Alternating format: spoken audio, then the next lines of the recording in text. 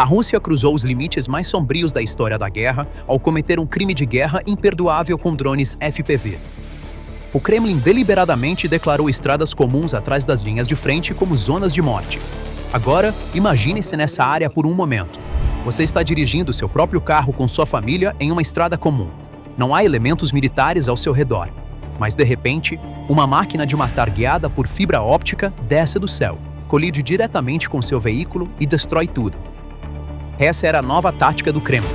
A Rússia deliberadamente mirou em estradas civis de 10 a 20 quilômetros atrás das linhas de frente, caçando impiedosamente ambulâncias, trabalhadores de energia e comboios de ajuda humanitária. Isso não foi uma simples manobra militar. Foi uma estratégia direta de desumanização civil e terror psicológico. Dados internacionais provam quão grave é a situação. De acordo com relatórios do Instituto para o Estudo da Guerra e da Missão de Monitoramento de Direitos Humanos das Nações Unidas, esses drones russos FPV de curto alcance mataram centenas de civis apenas nas regiões de Kharkiv e Donetsk. No dia 17 de fevereiro, ocorreu um dos exemplos mais claros dessa crueldade. Em Sloviansk, a apenas 10 quilômetros da linha de frente, o veículo civil de trabalhadores de energia que tentavam restaurar a eletricidade na área foi deliberadamente alvo e atingido por drones no céu. Mas havia uma coisa que o Kremlin não previu. Cada veículo civil que eles atingiram apenas alimentou o fogo de vingança da Ucrânia. A Ucrânia nem esqueceu, nem perdoou este ato desprezível. As implacáveis forças ucranianas rastrearam a origem deste terror e lançaram uma operação de aniquilação total bem no coração da Rússia.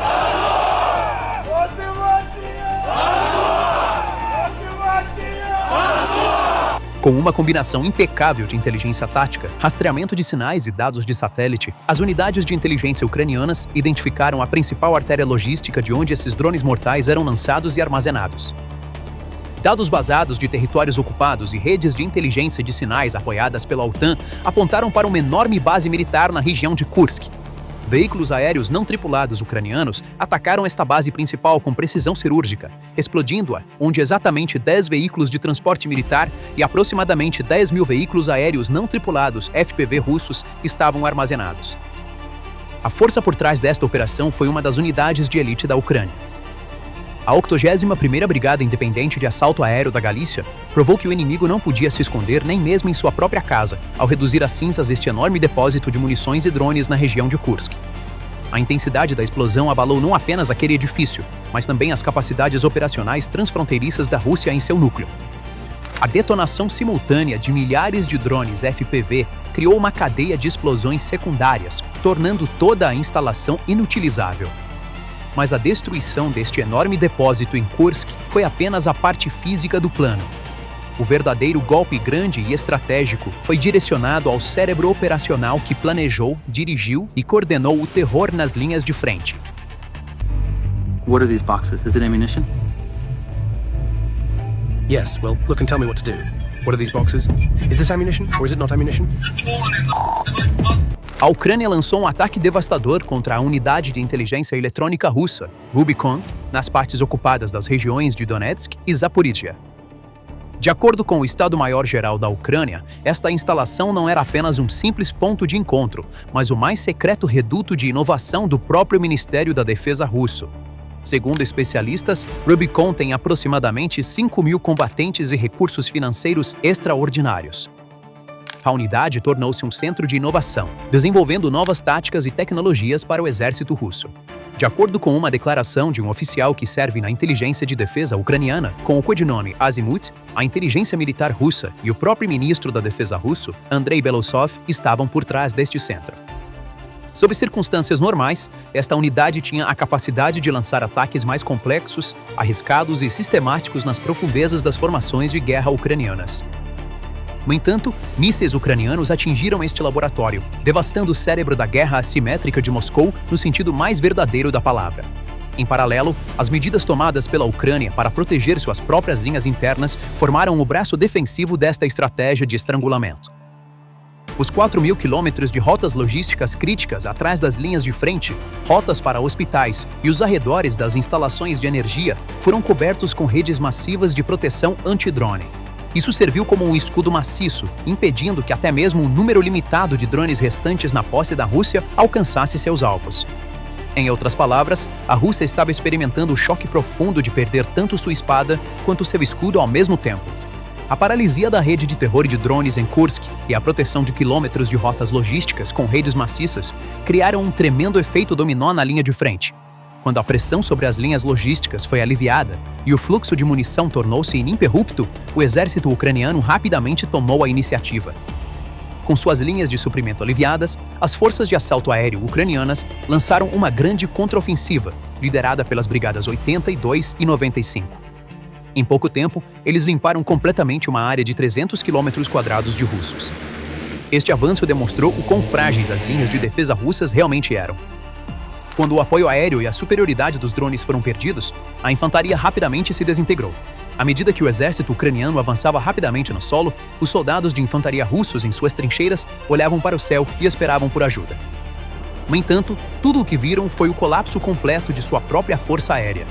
A Força Aérea Russa tinha um total de mais de 800 aeronaves de combate e era anunciada como a segunda maior força aérea do mundo no papel. No entanto, esse poder aéreo russo foi completamente paralisado pelas bombas de precisão lançadas pelos F-16 da Ucrânia e pelos jatos Mirage 2005F de fabricação francesa que evadiram seus radares. Esses caças de fabricação ocidental passaram pelos sistemas de guerra eletrônica e redes de defesa aérea russas como fantasmas, atingindo pontos estratégicos um após o outro. Centros de comando e controle russos, depósitos de munição e nós de comunicação foram sistematicamente devastados. Soldados na linha de frente ficaram sem apoio aéreo e completamente abandonados à própria sorte. Essa imagem de impotência literalmente levou a elite militar dentro da Rússia, facções nacionalistas e blogueiros militares que acompanhavam de perto o curso da guerra a um frenesi.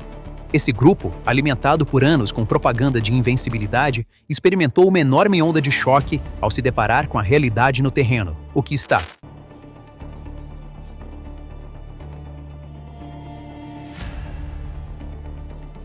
Com o 16º, onde estão nossas valentes forças aeroespaciais? Como é o nome dele?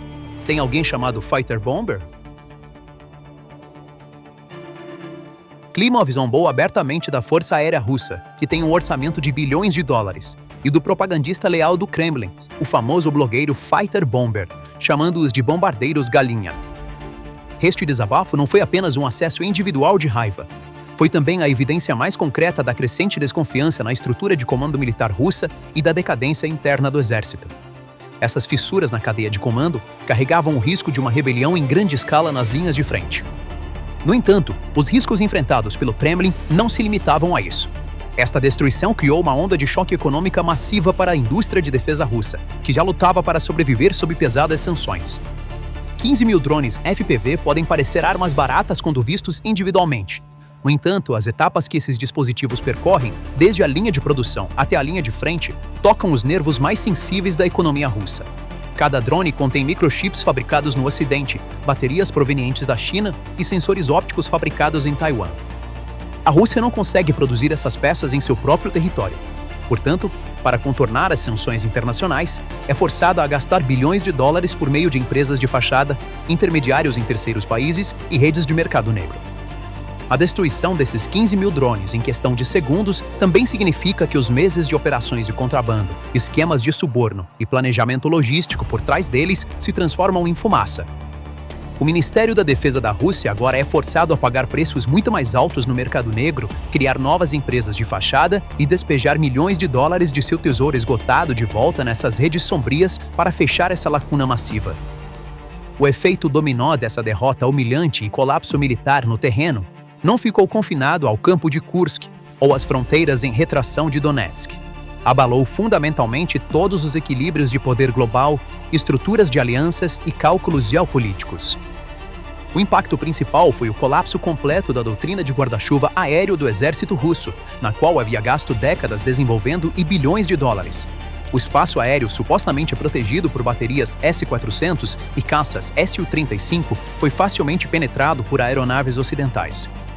Essa situação levou a uma crise de confiança irreparável entre os civis e a elite estatal, criando uma atmosfera de pânico massivo. as pessoas perderam a fé na promessa do Estado de proteger as fronteiras. O impacto de segunda ordem, e talvez o mais crítico para a Aliança Ocidental, foi o colapso da política de chantagem de Vladimir Putin, que ele havia usado habilmente contra o mundo ocidental por anos.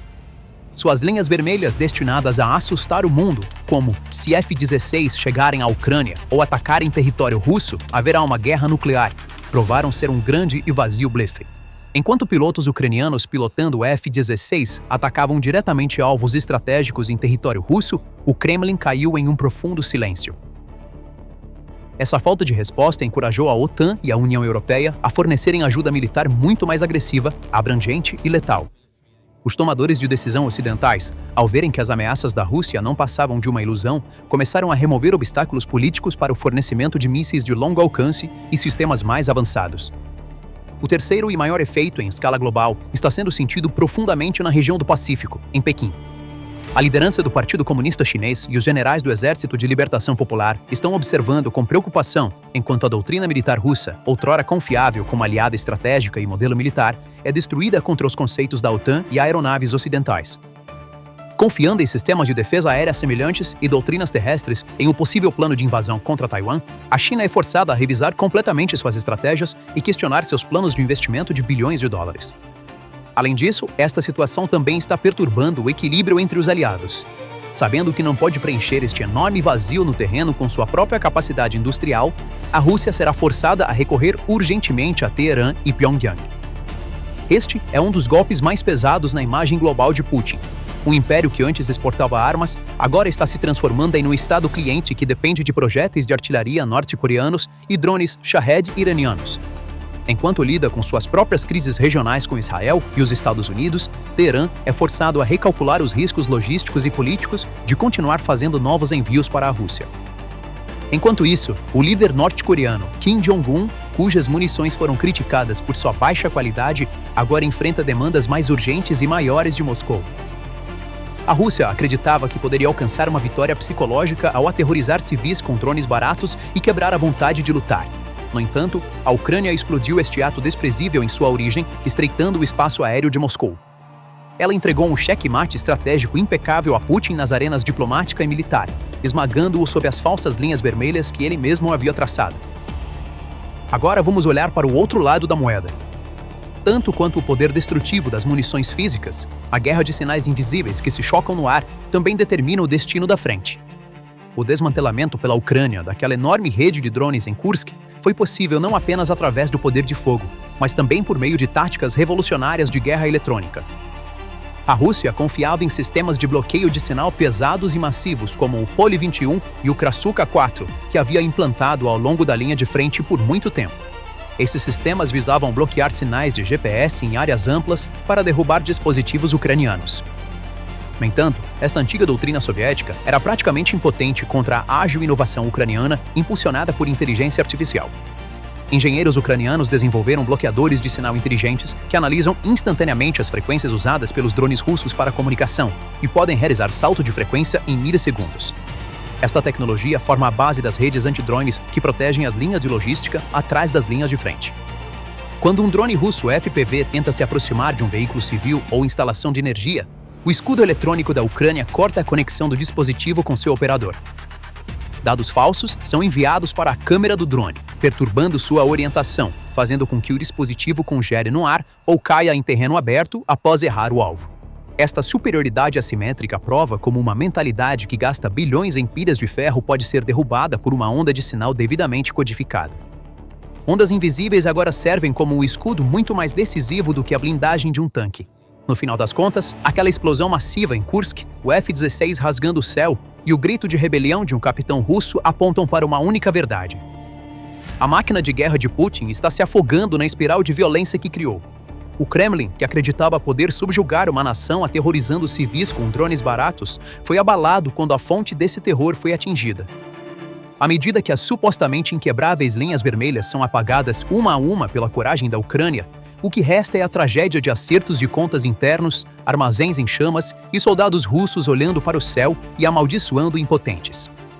A guerra pode não acabar hoje, mas uma coisa é clara: Moscou já não é quem dita as regras neste jogo. Agora é o lado que luta para sobreviver em sua própria casa, perdendo mais sangue a cada movimento. Então, quais são seus pensamentos sobre este assunto?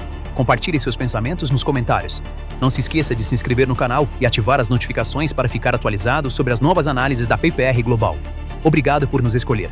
Obrigado por nos escolher. Obrigado